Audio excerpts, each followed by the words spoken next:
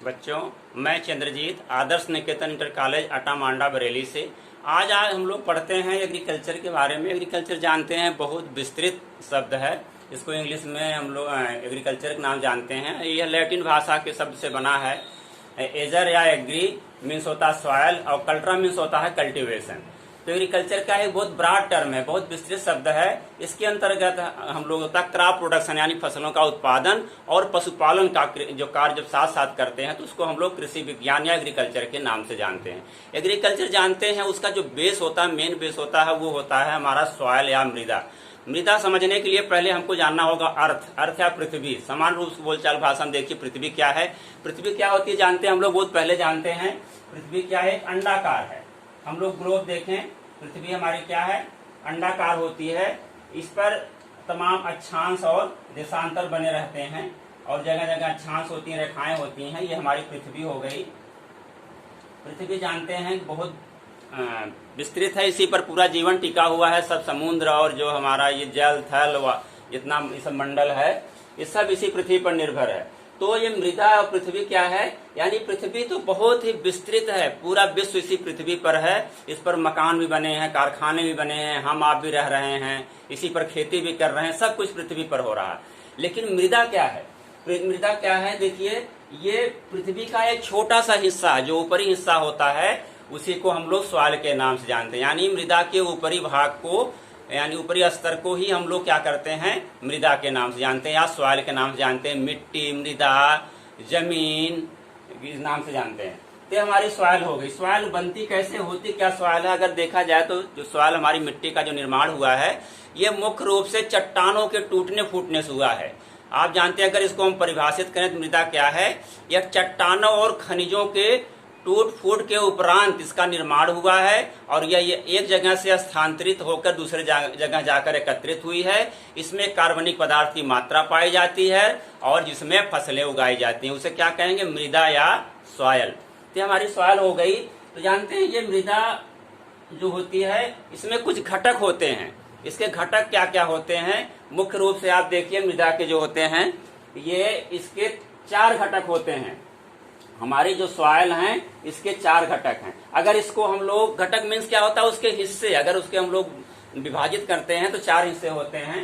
ये देखिए मुख्य रूप से हमारे, मान लीजिए सपोज कर लेते हैं, ये मृदा है। मृदा को हम लोग क्या करते हैं? पहले 2 भागों में बांट लिए।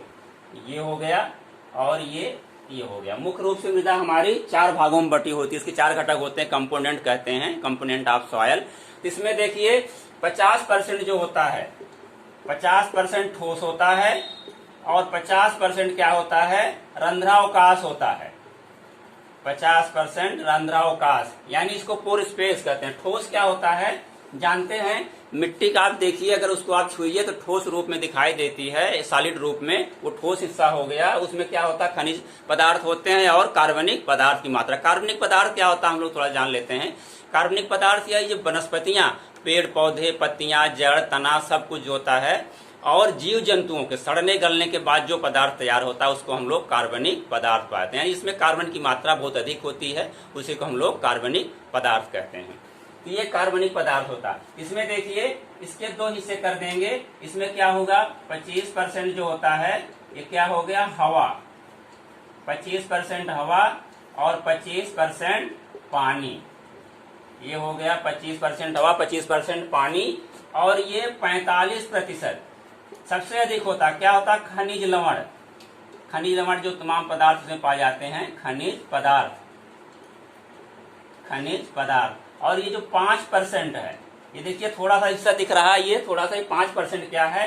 ये कार्बनिक पदार्थ है। ये कार्बनिक पदार्थ, ये कार्बनिक पदार्थ होता है। ये मृदा के हमारे 4 घटक हो गए। एक हो गया 45% सबसे अधिक जो होता है, ये खनिज पदार्थ होता है। 25% हवा, 25% पानी और 5% कार्बनिक पदार्थ होते हैं। ये मिट्टी के घटक होते हैं। अच्छा, मिट्टी के जो और घटक होते हैं तो हमारे हो गए 4। इसके अलावा देखिए मिट्टी में क्या क्या चीज मिली होती है। मिट्टी कैसे, जिसे खनिज अभी हम लोग पढ़ लिए हैं कि मृदा का जो निर्माण होता है खनिज लवण के उपरांत जो होता है, टूट फूट से बनती है। जो खनिज लवण टूटता है तो क्या बनता है? तो उसमें देखिए जब खनिज लवण टूटता है सबसे नंबर पे क्या बनता है, बालू, या इसको हम लोग रेता के नाम से भी जानते हैं। बालू, जब खनिज लवण टूटेगा तो बालू बनेगा, और जब बालू होता है जानते हैं इसके कण बड़े बड़े होते हैं, जैसा हम लोग जानते हैं रेता के कण को छुइए तो बहुत खुरदुरे होते हैं, बालू हो गया। दूसरे नंबर पर जब ये टूटकर और छोटा हो जाता है तो क्या हो जाता है, सिल्ट हो जाता है। और उसके बाद जब सिल्ट में टूट करके और बारीक हो जाता है तो क्या होता है, मृत्तिका। ये हमारी मृत्तिका हो जाती है टूटने के बाद। इसको कहते हैं क्ले, इसको क्ले के नाम से भी जानते हैं मृत्तिका को। इसको सिल्ट ही कहते हैं, और इसको सैंड कहते हैं। सैंड मीन्स बालू। तो ये हमारे मुख्य रूप से क्या हो गए, 3 कण बनेंगे। जो हमारे खनिज पदार्थ जो होते हैं चट्टानों और खनिजों के टूटने के बाद क्या बने, ये 3 पदार्थ बने। सबसे पहले बालू, उससे भी जो छोटा कण होता है सिल्ट होता है, सबसे छोटा जो कण होता है वो होता है हमारी मृत्तिका या क्ले। तो ये देखिए इन्हीं कणों के आधार पर हम लोग क्या करते हैं, एक परिभाषित करते हैं, मृदा गठन होता है। इसको कहते हैं मृदा गठन। मृदा का गठन कैसे हुआ है, मृदा गठन, या इसको कहते हैं soil texture. Soil texture, soil texture शब्द क्या है, एक सामान्य बोलचाल भाषा मृदा गठन क्या होता है, यानी यही जो 3 कण होते हैं बालू, सिल्ट और मृत्तिका, यानी इन्हीं कणों के अनुपातित आकार को ही हम लोग क्या कहते हैं, मृदा गठन, यानी size of soil particle is known as soil texture. तो इन्हीं के अनुपातित जो है कणों के अनुपातित प्रभाव को हम लोग क्या कहते हैं, मृदा गठन या कणाकार के नाम से जानते हैं। इंग्लिश में इसको हम लोग सॉयल टेक्सचर के नाम जानते हैं। ये मिट्टी के लिए बहुत ही महत्वपूर्ण होते हैं। इन्हीं कणों को देखा जाए तो जो मृदा कण होते हैं इसको हम लोग विभाजित करते हैं आकार के आधार पर। इनके आकार कितने कितने बड़े होते हैं, मुख्य रूप से हमारे जो होते हैं इसको जो 3 जो है 4 भागों में बांटा गया है। नंबर 1 मोटी बालू। मोटी बालू होती है, इसका आकार जो होता है, आकार यम यानी मिलीमीटर में, आकार जो होता है मिलीमीटर में होता है। इसका 2 से 0.2 मिलीमीटर तक, इसका तो 2 से, इसका होता है 2 mm का होता है ये। इसके बाद नंबर 2 होता है महीन बालू। दूसरा है महीन बालू, ये होता है 2 mm से 0.2 mm। इससे छोटा जो महीन बालू कण होते हैं और छोटे होते हैं, 2 mm से 0.2 mm। और नंबर 3 जो होता है सिल्ट, इसको हम लोग 2 भागों में बांट लिए हैं बालू को, फर्स्ट सेकंड। और सिल्ट जो होता है इसके कण कितने आकार के होते हैं, ये 0.2 mm से ये होता है 0.002 mm का। ये हो गया हमारे सिल्ट का। कणों का व्यास जो होता है इतना बड़ा होता है अगर उसको नापा जाए तो। और नंबर जो 4 हमारा सबसे छोटा पार्टिकल होता कण होता है वो है मृत्तिका या क्ले के नाम से जानते हैं। मृत्तिका होता है ये 0.002 mm से कम, इससे कम होता है। ये हमारा इसका वर्गीकरण हो गया मृदा गठन का। इसको हम लोग 4 भागों में मुख्य रूप से बांटते हैं। इसको अलग अलग जो वैज्ञानिक और भी विभाजित किए हैं कई भागों में, लेकिन मुख्य रूप से जो होते हैं हमारे ये 4 हो गए कण हो गए, मोटी बालू, महीन बालू, सिल्ट और मृत्तिका। ये हमारे कण जो होते हैं, इन्हीं कणों के आधार पर हम लोग मृदा का सामान्य रूप से वर्गीकरण भी करते हैं। जैसे आप सुनते होंगे कि बलुई मिट्टी, बलुई दोमट मिट्टी, सिल्टी सॉयल और दोमट मिट्टी और चिकनी मिट्टी। तो इन्हीं कणों के जो है बाहुल्यता के आधार पर, उपस्थिति के आधार पर हम लोग कणों का विभाजन करते हैं। जैसे देखिए वर्गीकरण जब इसको करते हैं कणों के आधार पर, कणों के आधार पर वर्गीकरण, कणों के आधार पर वर्गीकरण।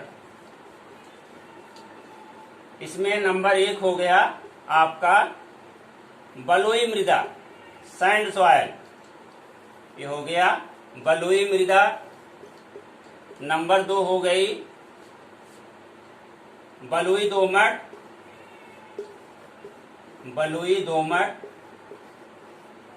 नंबर 3 हो गई दोमट। नंबर 4 हो गया सिल्ट सॉयल, सिल्ट मृदा, दोमट, ये दोमट मृदा हो गया, सिल्ट मृदा। नंबर 5 जो हो गया चिकनी दोमट, चिकनी दोमट। और नंबर 6 हो गया चिकनी मृदा या क्ले सॉयल, चिकनी मृदा, इसको हम लोग क्ले सॉइल नाम। अब देखिए कि एक बार थोड़ा सा जान लेते हैं। ये हमारी बलुई मृदा, बलुई मृदा क्या विशेषता होती है? इसमें पूरे जो होते हैं बालू के कण जानते हैं बहुत बड़े बड़े होते हैं। इसमें फसलें उगाना बड़ा मुश्किल होता है, इससे कण बड़े होने के कारण इसमें पानी नहीं रुकता है, इसमें कार्बनिक पदार्थ भी नहीं पाया जाता बलुई मृदा में। और इससे कण बड़े होते हैं। देखिए अगर उसमें जरा सा भी पानी डालिए तो सब रिस कर कहाँ चला आता है, जमीन के नीचे वाले हिस्से में चला जाता है। तो ये हमारे खेती के लिए अच्छी मृदा नहीं मानी जाती है। इसमें करीब 80 से 80-100% जो होता है बालू होता है या रेता होता है बलुई मृदा। आप देखिए सामान्य रूप से इसमें अगर हम लोग गोबर की खाद या कंपोस्ट खाद इस तरह कार्बनिक पदार्थ मिला करके तब फसलें उगा सकते हैं बलुई मृदा में। और दूसरी हमारी बलुई दोमट है। ये मृदा जो होती है इसमें बालू की मात्रा तो होती है 30 से 50%, लेकिन इसमें दोमट की मात्रा भी मिली, यानी थोड़े बहुत जो होते हैं ये 20% तक करीब इसमें ये क्ले की मात्रा भी पाई जाती है। इसमें 20% तक क्ले की मात्रा पाई जाती है और 25 से 30% जो होता है सिल्ट पाया जाता है बलुई मृदा में। कार्बनिक पदार्थ की मात्रा कुछ पाई जाती है। ये हमारी सब्जियों के लिए बहुत अच्छी मिट्टी मानी जाती है। इसके इसमें जो होता है आपका जो वायु संचार भी अच्छा होता है, जल रोकने की क्षमता उतनी अच्छी नहीं होती, फिर भी वाटर होल्डिंग कैपेसिटी इसकी इससे बेटर होती है। जिसमें हम लोग सब्जियों की खेती आसानी से करते हैं, ज्वार बाजरा मक्का या सब्जियों की खेती आराम से की जा सकती है। नंबर 3 है दोमट मृदा। ये सबसे बेस्ट मृदा जो दोमट मृदा होती है, सबसे अच्छी मिट्टी मानी जाती है हमारी दोमट मृदा। ये फसलों के लिए सबसे बेस्ट है। तो इसकी क्या विशेषता होती है? इसमें सब अनुपात में पाया जाता है।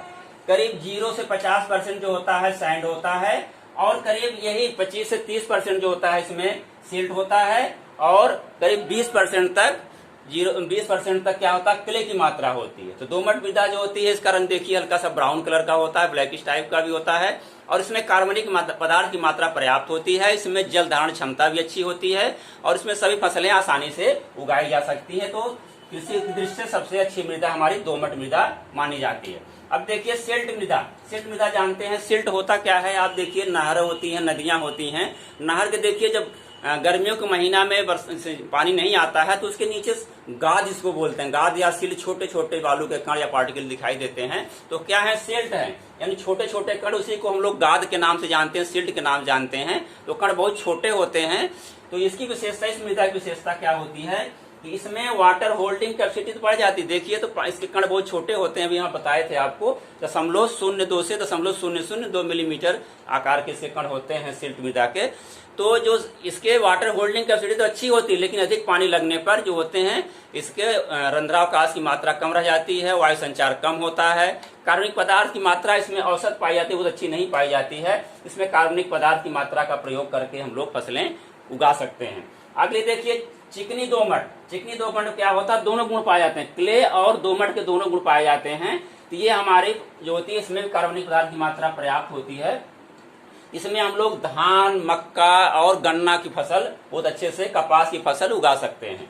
सबसे लास्ट में ये चिकनी या क्ले सॉइल। इसका देखिए क्ले सॉइल का रंग जो होता है ब्लैक कलर का, लगभग काले रंग का होता है और ये इसमें कार्बनिक पदार्थ की मात्रा भी पर्याप्त होती है और इसके जो क्ले के जो कण होते हैं बहुत छोटे छोटे होते हैं, इसलिए इसमें रंध्रावकाश जो प्रतिशत होता है सबसे अधिक इसी में होता है। तो ये क्ले मिट्टी होती है हमारी गन्ना और धान के लिए सबसे अच्छी मानी जाती है, क्योंकि इसमें अगर पानी आप समय से देते रहेंगे तो नमी बनी रहेगी। अगर पानी कमी पड़ी तो क्या होता है, जो हमारी मिट्टी में दरार पड़ जाते हैं। तो जान लीजिए तालाबों में देखिए कि गर्मियों के महीने में बहुत चौड़े चौड़े दरार पड़ जाते हैं। तो ये ऐसी खेती करने के लिए भी अगर हम जुताई में समय जुताई नहीं करते हैं तो उसमें खेत में दरार पड़ जाती है। तो खेत में हमेशा नमी बनाए रखना चाहिए इसमें। तो ये हमारी चिकनी मिट्टी हो गई।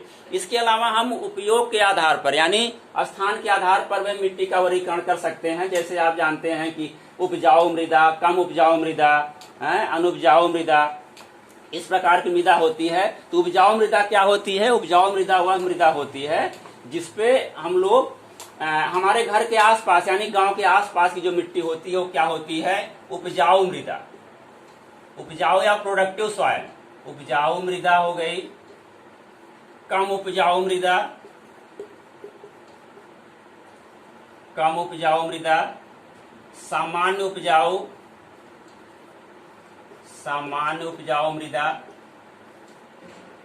समान उपजाऊ मृदा हो गई, ये नंबर 2 पर है। नंबर 3 पर है कम उपजाऊ, 1 2 3 कम उपजाऊ।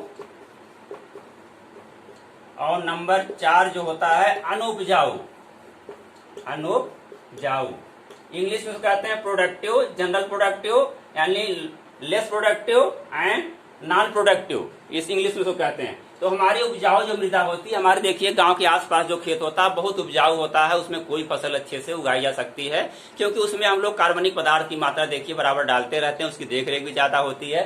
तो उपजाऊ मृदा में हमारी सभी प्रकार की फसलें उगाई जा सकती हैं, इसमें कार्बनिक पदार्थ की मात्रा भी ज्यादा होती है, तो इसमें हमारी पैदावार भी अच्छी होती है उपजाऊ मृदा में। दूसरी ये सामान्य उपजाऊ होती है, जो गांव से थोड़ी दूरी पर होती है और इसमें कार्बनिक पदार्थ की मात्रा जो होती है थोड़ी सी कम होती है, तो हमारी सामान्य उपजाऊ होती है। इसमें भी हम लोग ज्वार बाजरा मक्का अन्य फसलें उगा लेते हैं, तो ये थोड़ा गांव से दूर होती है। नंबर 3 है कम उपजाऊ, ये होती है इसमें देखिए बहुत देख रेख करने के बाद, उसके सुधार करने के बाद, जैसे हमारी मिट्टी ढाल है, कहीं पर ऊंचा है कहीं नीचा है, कहीं कार्बनिक पदार्थ की मात्रा कुछ भी नहीं है, बलुई टाइप की है, तो उसमें हम लोग क्या करते हैं कार्बनिक पदार्थ की मात्रा थोड़ा सुधार करके हम लोग क्या करते हैं उसको हम लोग फसलें उगा लेते हैं। और नंबर 4 है अनुपजाऊ। अनुपजाऊ मृदा जानते हैं क्या होती है, हमारी ऊसर मृदा हो गई, अम्लीय मृदा हो गई, इस प्रकार की मृदा हो गई। तो जहाँ उबड़ खाबड़ मृदा है, कंकड़ पत्थर है, वहां पर फसलें नहीं उगाई जा सकती, वो हमारी अनुपजाऊ मृदा हो गई। तो ये हमारी हो गई आज मृदा का वर्गीकरण पढ़ लिए हम लोग। तो अगले क्लासों में हम लोग दूसरे चीजों का अध्ययन करेंगे। क्लास ही समाप्त करते हैं। धन्यवाद।